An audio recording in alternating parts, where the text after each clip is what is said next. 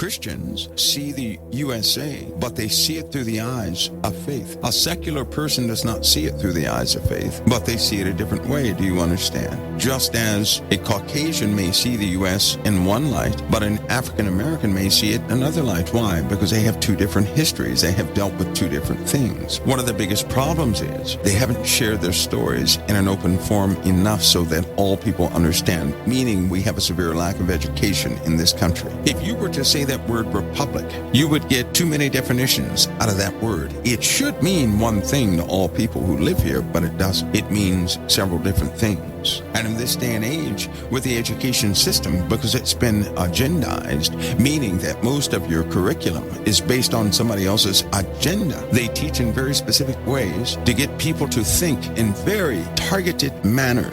So they would go out and accomplish specific things or support specific causes. That's an issue because no one has a common base knowledge of what the republic is. And so some people see it as good. Some people see it as not so good. Some people see it as a place of freedom. Others see it as a place of bondage. Still others see it as a place of captivity. Some people see it as a dream. Some people are trying to escape it. If the education system was a standard through all 50 states, everybody would see it for what it really is. So agendas going on for a long time and secrecy going on for a long time has really hurt us.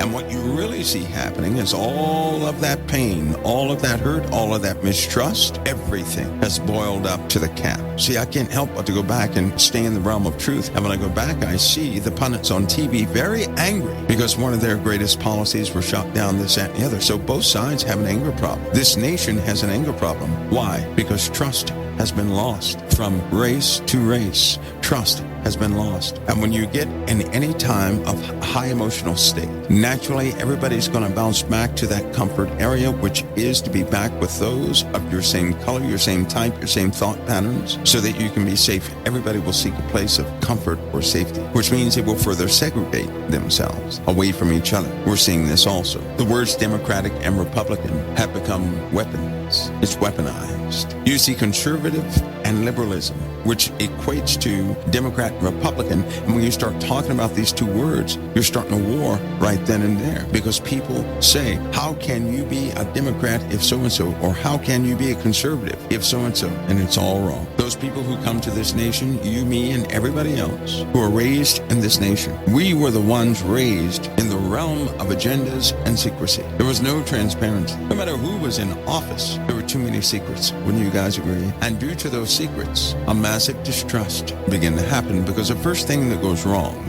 somebody's going to put their finger and blame it on somebody else. That's just the way it is. People always look for something to blame or someone to blame for everything that goes wrong. If they start having problems in life, you couples out there, when you start having a problem in the home, don't you look at each other strange? You try to find reason for the problem, and normally you begin to vent to those you share the house with first. So you blame somebody in the house for your issues. You may not communicate that, but that's indeed what takes place for the most part. We see that in this country. One side blaming the other. When in truth, the truth is just about everybody is fed up with the antics that are going on. We live in the digital age. Boundaries have been taken apart. Cultures and societies have been reformed. A lot of people, they have several outlooks, and we're going to look at those, the goal to what they're doing, because you have to have a goal behind what you're doing. What is the end result of getting everybody out of office who is known as a corrupter? Then what? Has anybody ever gone that far? Many people have not, because I've heard it with my own ears firsthand, that people believe if they get certain people out of office, then the world is going to be this loving place. No, it isn't. We seem to forget the days prior to when we did have freedom, and when this world was dominated, or the U.S. was dominated by one race, that even within one race, you had people who will never agree with how somebody else is running something. There were murders. There were all sorts of crimes taking place. People forget that. They would as soon kill somebody at a moment's they would get bored and do that. You still have lunatics out there you have to deal with. It's not going to solve the problem. Other folks will be corrupted, and they will follow suit with those who they accuse are corrupted. So what they're looking for, they're thinking, their logical thinking is, if we get rid of this issue, we're going to have a better America. But that is not practical.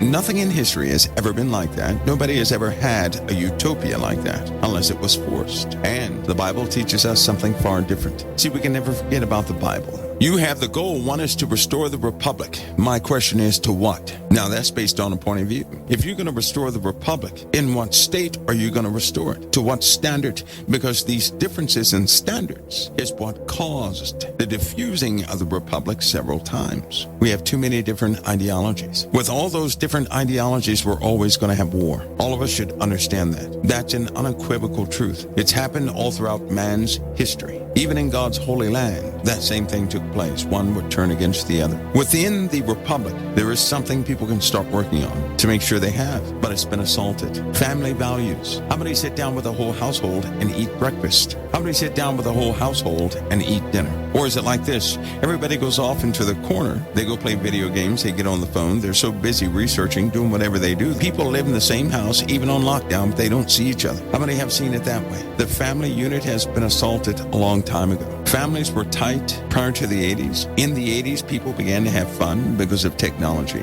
And right now, we live distant from each other, but live in the same house, but we're so distant. So we have to reset family values. That's not something any government can do. That's something that people have to agree to. That's something people have to begin to teach their children. We do have a chance, but we have to teach the children a truthful way at living. They're still going to deal with the same problems, but at least they will have morals behind it. We've lost everything. And again, through secret agendas, through secrets and planning and more secrets, things that happen that are off the wall, unnecessary wars, this, that, and the other. We have lost the family unit. It's very difficult to get back. Didn't you guys notice in the 80s, something that was a negative miracle began to happen? You know what it was? A lot of families lost the dads of the home. That's when the mothers started raising their children by themselves, and that number increased until you got up into the 90s, where many women were raising children by themselves and the fathers took off. Do you know why? Because Satan is after the seed, which is the man. Satan did that. It's not that the father's some ignorant individual. It's that devils were after the male of the house, a seed bearer, to keep them away from the children, to continue to break up the family unit. But we didn't recognize that, nor did anybody pray for that. In fact, people were praying the opposite. Well, just get away from them. We weren't teaching people how to fight for their families. They were too busy teaching people how to separate themselves from the person who causes trouble so the household can have more fun and more entertainment. The second thing, besides family values, if that can be restored, that takes massive re-education. That takes a severe check. All of us need to look back at our households. We have allowed technology to make us distant, to change us. We are actually different. What's next? We already have faith because we're Christians, but one of the big ones that even the secular folks can do, family values. The next is the rule of law. The rule of law should not be some word that scares one race to pieces and gives another race ideas to manipulate. It shouldn't be that way. So something else happened in the 80s. Do you guys remember what that was? Because corporations were booming back in the 80s and everybody was coming out with these devices. Near the end of the late 80s, people started suing people. Do you guys remember that? And through a person suing somebody else, protective measures were taken by each corporation to make it difficult to buy their products or to fashion ways that they would do business where nobody could actually sue them, where they were not liable for certain things. In so doing, things became very harsh. The 90s, people still enjoy things, but the corporations changed. So first the family values, then the corporations began to alter. And when they altered due to suing, one person suing another, they began to lobby the lawmakers. And the lawmakers came up with a countless, I mean, you can't even count how many amendments, how many bills were introduced during that time, which took the law and complicated the law so much. It's very difficult to interpret this very day. So through people trying to take advantage of corporations, trying to get that free money so they can enjoy themselves and live their lives like they're in a movie, corporations took extra steps and they had to get the government involved. And because people loved money at the time, and because entertainment was at its maximum, because Hollywood stars were all but worshipped during that time, they went for it. The government was corrupted then. Don't you remember how out of touch the government was? How many organizations were lobbying all the time until they came up with special terms, special procedures I mean, my goodness, these congressmen, the people that work in the White House, none of them make over $300K a year. So why are they multimillionaires every single year? All these things, we thought that, it would just continue and nothing would ever happen somewhere down the line. They convinced everybody else, hey, we got to look out for Social Security and all these things, when in truth, this is a problem. The problem we face right now was a big issue. Next, we get into faith, specifically what a person believes in. That began also back in the 80s. Do you guys remember the church boom in the 80s? Because CDs were coming out. Do you remember that? So then every church had to have music. And so that involved the churches into something called making money. They also had VCRs. They also had cable. When cable came out, everybody was rushing to get to television, then satellite, so forth and so on. And so that became a big money driver. And you could actually make a lot of money from a lot of people if you were to be on television. You remember the corrupted ministers. You remember all the ministers that came. It began back then in the 80s, but they became apologetic at the end of the 90s. You remember the people that were busted, the people that didn't do things right, and they were just heaping money onto themselves. You guys remember public apologies? Remember the people that were hauled off to jail because of what they did? And what was the lure? The same thing everybody else has been dealing with. It all began in the 80s. It escalated. It was unchecked, and everybody had their fingers in it, and we thought it would not bite us in the end. Or it's biting us now. Faith was a bit pure. It was nothing like it is today. Most of the people that are really celebrated today lived back in the 80s, but they did not compromise. They didn't get caught up in what everybody else got caught up in. And all of it was driven seemingly by entertainment, the entertainment industry. That's when Hollywood boomed. That's when all the great movies came out. That's why people say right now, I just loved the 80s. I bet you did, because everybody was entertained. Everything was brand new. New things were coming out. People were innovative. And where did they put their innovation? Entertainment, new toys. Faith began to really upset a lot of people because they saw the folks losing their value. In fact, something else happened in the 90s. That's when churches actually began to separate and talk against each other. They began to compete to have the same people in their congregations. But they began to compete like that really put a rip in the minds of so many. It's also the time when a lot of people moved away from the church. It's also a time when most of your cults popped up. You know, when cults normally form when the church is messing up. When the church is deceived, you always find cults that stand right there to get the people that the church has shunned to the left or to the right. Has anybody been checking these historical points to see these little issues that were left unchecked? Now we're dealing with it. See, this goes deeper than fixing one problem. Now it's in the souls of men. Now it's in the hearts of men. It's very tough to change somebody's heart. Instead of leaning for those of faith, instead of leaning on the Word of God where everything is consistent and common, we fought one another by way of interpretation. That's why you have so many denominations now. You remember the denominations war? There should be no fighting in the church, should there? You think there would be no fighting in the church. But because people have different perspectives, it is. And it is worse than the fighting in the world, because they murder a person without a weapon you can see. Do you guys see all these problems and all the things we just allowed? We allowed them to grow.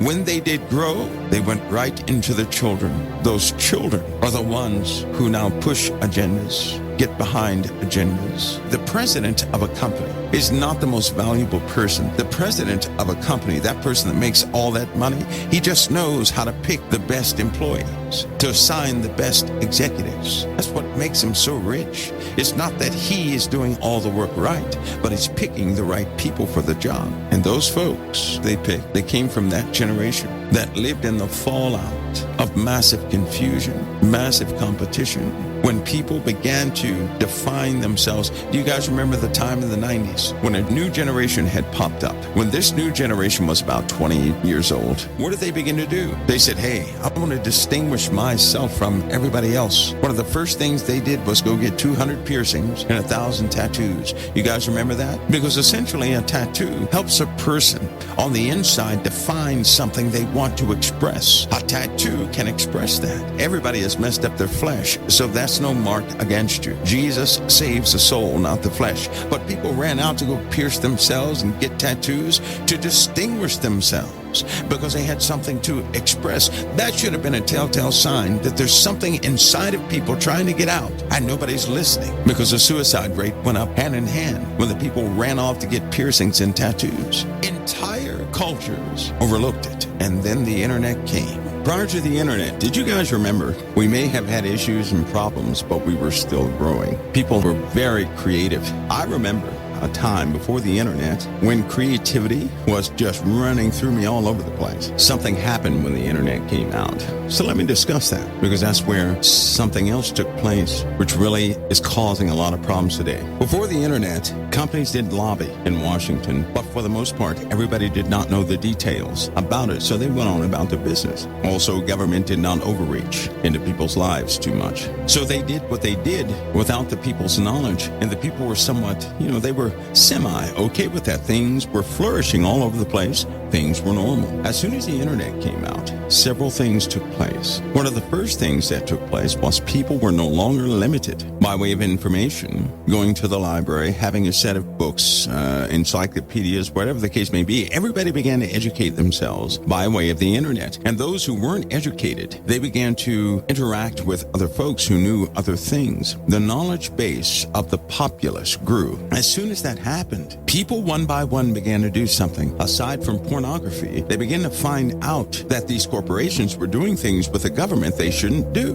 When they found that out, they demanded that lawmakers have some accountability behind what was happening. Do you guys remember when the internet changed? That's when the media began to be the major point of how they handled this issue. People found out about how they handled that issue. People found out about. Do you remember the Gulf War? That's when Schwarzkopf kicked out the media from the Gulf War, because the media was holding everything up. Why? Because of people's accountability and the complaints of people. We're natural born complainers. When we feel that something is oppressing our lives or taken away from us, we're going to point a finger and put a blame on something. We do that. When people found out about these deals with corporations and the government, one of the first things they did was they began to protest. They began to demand accountability. Well, guess what came from that? A slew of policies that made it difficult to lobby. A slew of policies that actually added some accountability. But because of that, something else happened. When companies were liable for things, when companies could no longer do something so easily, that's when disgruntled individuals began to share things with the people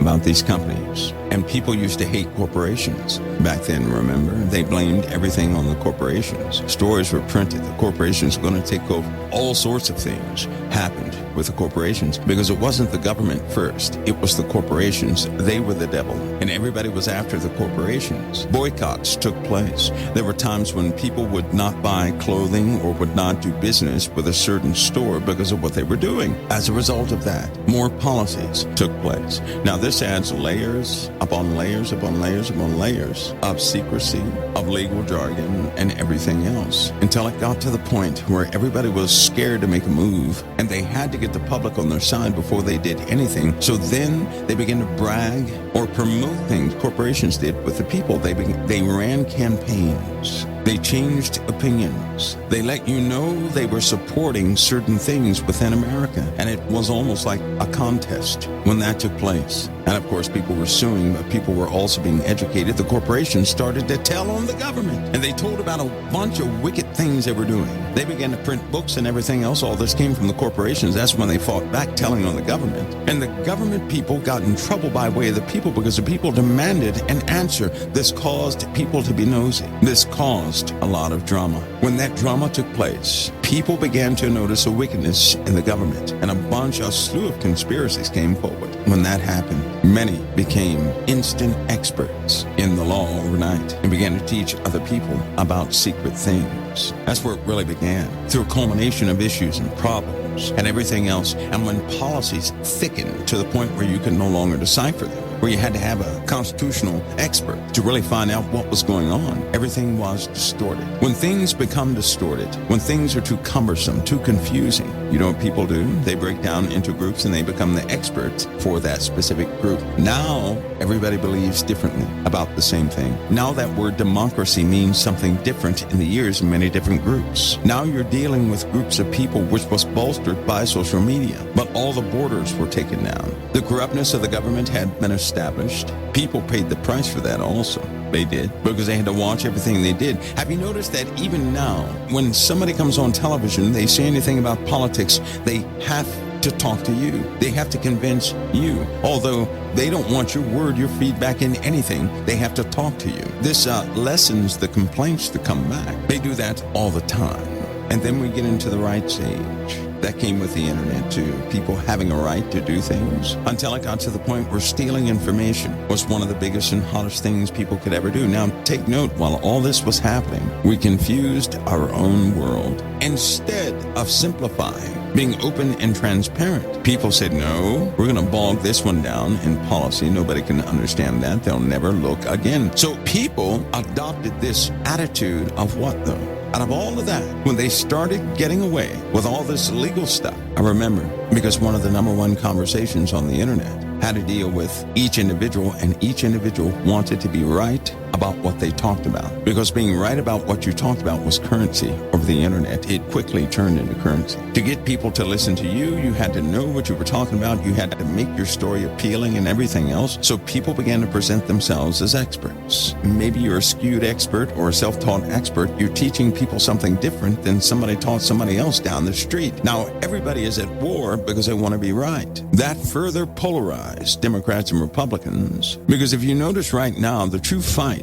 is one side fighting to be right over the other. No matter what happens in between, no one is willing to compromise. Haven't you noticed? And so people demand that their best player win. So essentially, folks, to really condense this, when the internet came out, all these happenings in the world became just like a football game. And everybody wants their side to win over the other, and they're not satisfied until they win. If you don't believe that, you can see people crying during football games. That football team is not paying them. Why would they cry? Because they want their side to win. They're very passionate about that. And when you start to invest yourself and you think that's what life really is, because essentially people have defined what life is differently, all because of the internet, because of how they interact with the internet. Look at Democrats and Republicans in the U.S. The Republicans believe that they're right in what they're doing, that the Democrats are wrong. On the same issues, the Democrats believe that they're right, the Republicans are wrong. So then naturally the populace is going to be polarized too. Everybody being polarized, nobody can agree. And it's become quite militant.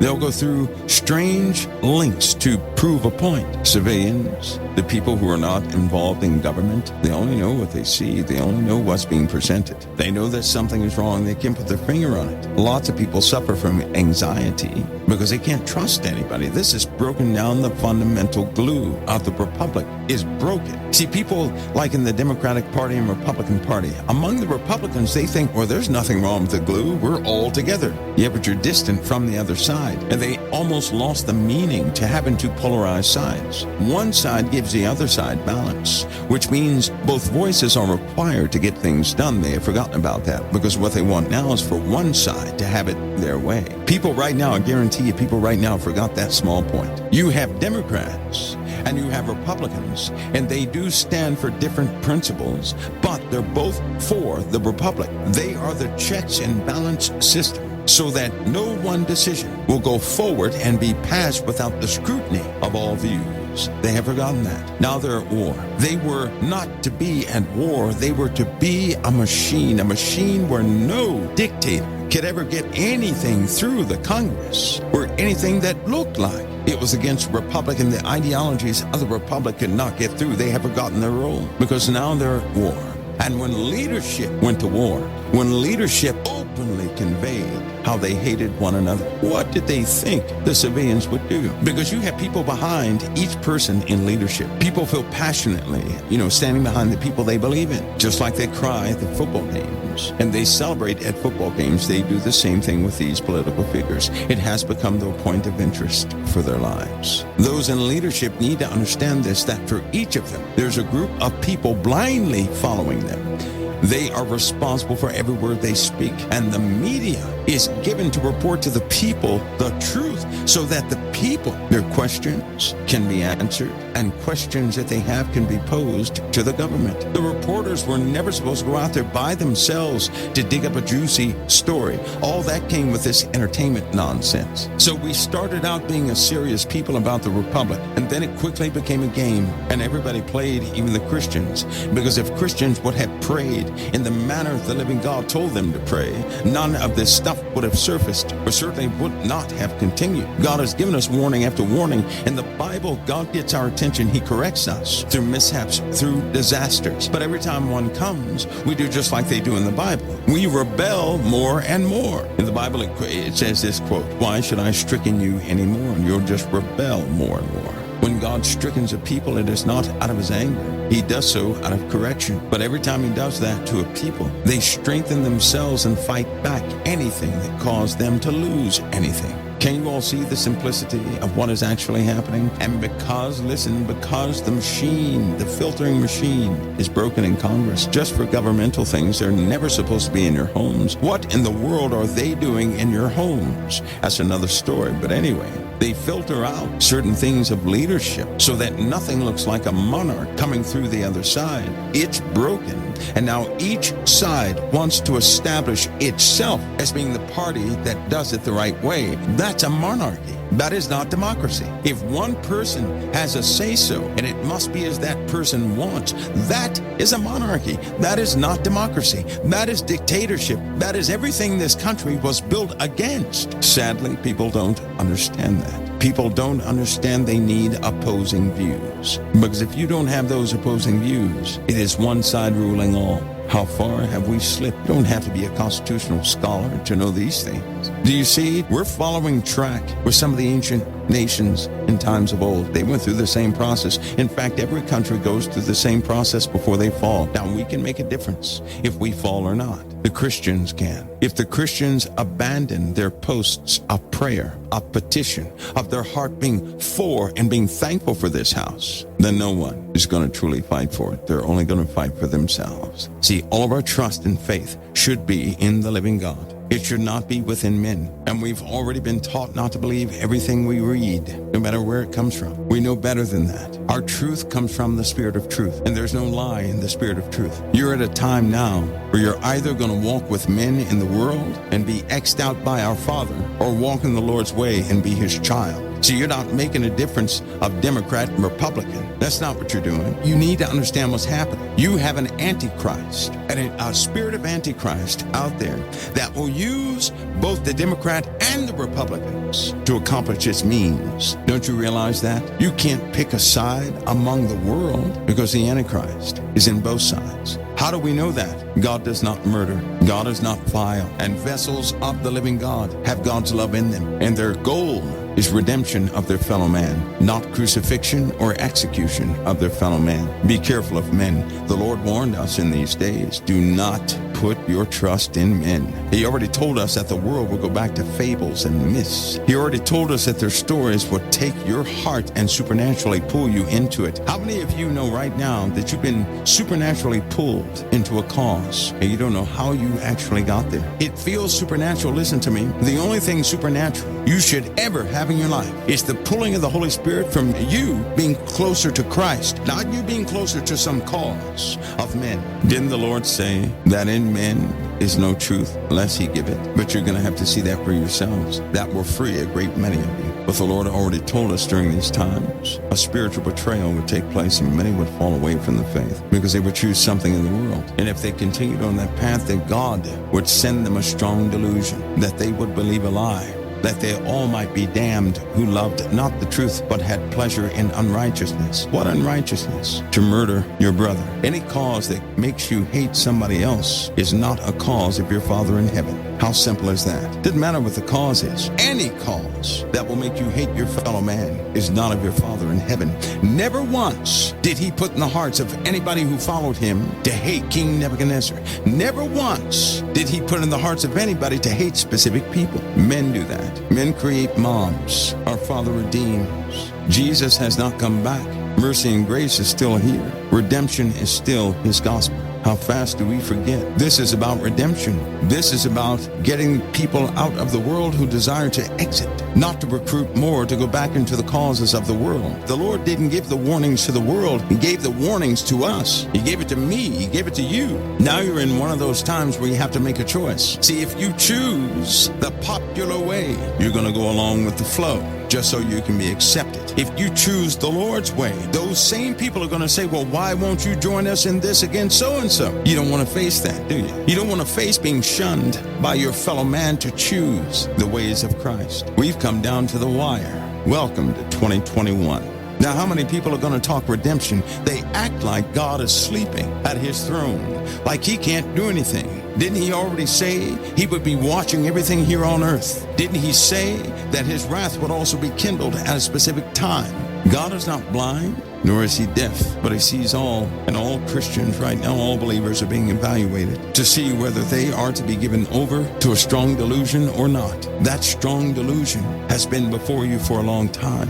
Do you know what the Lord did in the Bible? Who he put judgment in? He put judgment in the Syrian, didn't he? He put judgment in Cyrus. I noticed he never put judgment in his own people, but he put it in elements who had already chosen the world. Thus the world and the earth will respond. There's a problem among the saints. They don't believe God will do anything, which is why they take matters into their own hands. If you believed that the Lord would exact punishment upon the guilty, you wouldn't do a thing. You pray for the people because you would understand how bad that punishment would be. If you don't believe, you'll say, let's take matters into our own hands like they have been doing it throughout history. That's what you'd say. Not seeing all sides of history, not knowing the actual players, believing all things of history that men write. I don't believe all things of history that men write. History is somewhat like a set of lies that men have agreed upon. More propaganda. People can skew history in many different ways, and through the internet, so many things have been disproven, it's not even funny. Not from anything new, though.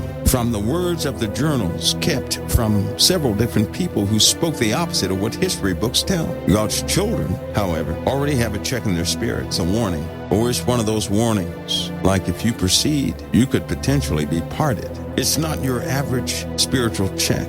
Satan is offsetting this by doing everything he can do to appeal to either your race or anything else. Listen, I'm talking about both sides. He's trying to appeal to your flesh. He cannot appeal to you spiritually. Only your Father in heaven can do that, but he can appeal to everything in your flesh. So he will use everything in his arsenal to get you to follow the ways that the Lord called you out of. Remember that. Remember what the Lord called you out of. Remember the ways he told you to never be a part of again. Remember that. Don't do it because I'm suggesting it. Go read your Bibles in the King James Version in the New Testament and find out what Jesus said about the path you should walk, because I'm telling you now, everything you hear is going to appeal to your flesh. One way to get people stirred up is to tell them they've been betrayed. You know, we've seen this in Russia. We've seen the same thing in Germany. And what happened? Years after it was over, we found out much manipulation took place, didn't we? Only years after it was over. Look at all the people that followed Hitler. They actually believed in his cause. They believed just about everything they were presented, to the point where you had civilians killing civilians. Civilians going to house, rooting out people, and this, that, and the other. That's what you had. The country literally started to break up, and through false ideologies, it was put back together. Years after it was over, we found out they were doing devil worship and everything else. Hitler was lying to everybody and was hooked on drugs. But they believed everything he said. He made up a false history that they would follow. He told everybody that certain peoples betrayed that so-called republic, but we found out they didn't. That the ones who performed the violence betrayed everything. Hitler did. But Hitler spoke against others. He had people wiping Jews out left and right. Told people what Jews were involved in and everything else, didn't he? Until he started betraying other countries. He was floating away scot-free, but then something happened, didn't it? God brought to bear upon him a powerful nation called the United States of America and allied forces, one that he could not run from. He maintained his lie to the day of his death, and he died alone, so they say. I believe he escaped. I really do. I believe that he went right to South America. I really do, because the evidence is there. However, this guy had a whole place to it. But we had characters like that in history, on both sides of every single fence. And during the time when they were trying to convince everybody that the other side was evil, the other side was engaging in similar things. The only thing is that side lost. In all these cases, no side was good.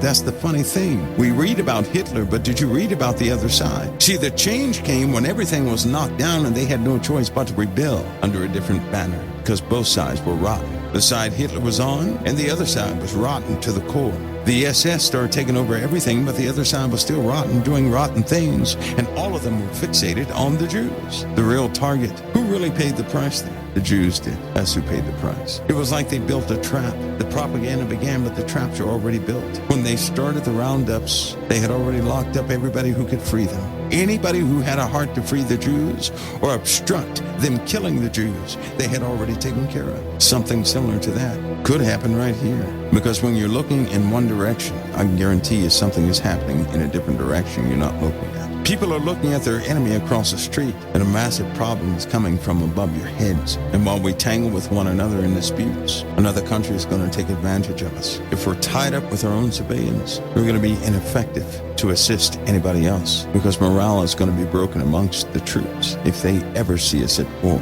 And to have the troops on standby to intercede for American dissidents should be a crime in this country of freedom. It stood so long, and you're going to see things that happen you didn't expect. Those who believe that this thing is going to be handled according to some report, you're sadly mistaken. You're dealing with people who are relatively free. Do you know what happens if you try to put bondage upon a person who is free?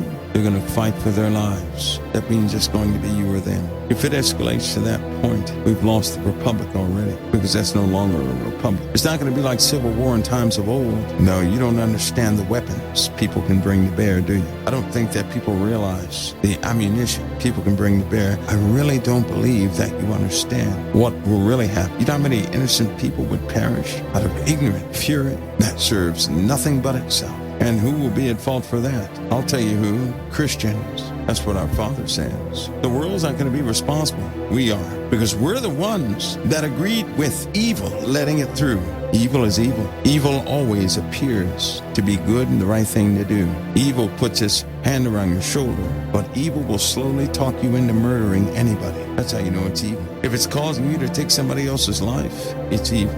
See, the gospel, the good news, is opposite. It tells you, see your enemy over there, love them through what they did to you. Speak to them about a glorious kingdom and tell them that the day has come that all their sins can be forgiven them through Christ Jesus. That's the gospel, the good news. That's not the news people bring to one another in this day and age. They have been peddling something else, and people are drifting away from the Word of God. And the Lord has already promised what He would do. Welcome to 2021, because supernaturally, things will begin to unfold that people are not ready for. It will humble everybody, but no one will escape it. Why? Because we refuse to have a heart transplant. Our hearts are hardened, our minds are hardened in a direction that men have made on both sides, and who's yielding to absolute truth, not interpreted truth, but absolute truth.